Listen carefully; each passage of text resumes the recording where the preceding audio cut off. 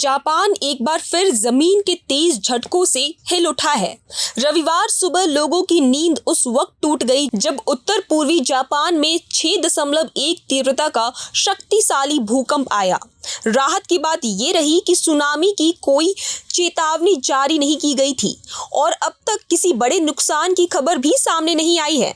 लेकिन सबसे बड़ी चिंता की बात यह है कि सिर्फ 3 दिन पहले भी इसी इलाके में 7.2 तीव्रता का भूकंप आया था, जिसमें कई लोग घायल हुए थे। आखिर क्यों लगातार कांप रही है जापान की धरती? आइए जानते हैं पूरी खबर। जापान मौसम एजेंसी के मुताबिक रविवार सुबह करीब 5:21 पर आए इस भूकंप का केंद्र इवाते प्रीफेक्चर के पास प्रशांत महासागर में था। भूकंप की गहराई करीब 40 किलोमीटर बताई गई है।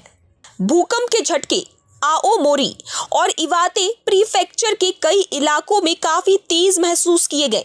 जापान के सिस्मिक इंटेंसिटी स्केल पर इसकी तीव्रता लोअर 5 दर्ज की गई। हालांकि राहत की बात यह है कि इस भूकंप के बाद सुनामी की कोई चेतावनी जारी नहीं की गई। इसके साथ ही आसपास मौजूद न्यूक्लियर पावर प्लांट्स और न्यूक्लियर फ्यूल रीप्रोसेसिंग प्लांट में भी किसी तरह की गड़बड़ी या नुकसान की सूचना नहीं मिली है। लेकिन इस घटना ने लोगों की चिंता इसलिए और बढ़ा दी है क्योंकि 25 जून को भी इसी इलाके में 7.2 तीव्रता का शक्तिशाली भूकंप आया था। उस भूकंप में कम से कम 10 लोग घायल हुए थे।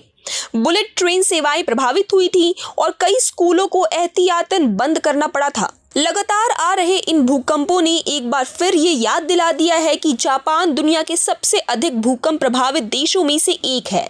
यहाँ की सरकार और लोग ऐसी प्राकृतिक आपदाओं के लिए हमेशा तैयार रहते हैं, लेकिन जब धरती बार बार कांपती है तो डर और चिंता दोनों बढ़ना स्वाभाविक है। सोचिए, सुबह की शुरुआत अगर अचानक तेज झटकों से हो तो लोगों पर क्या बीतती होगी।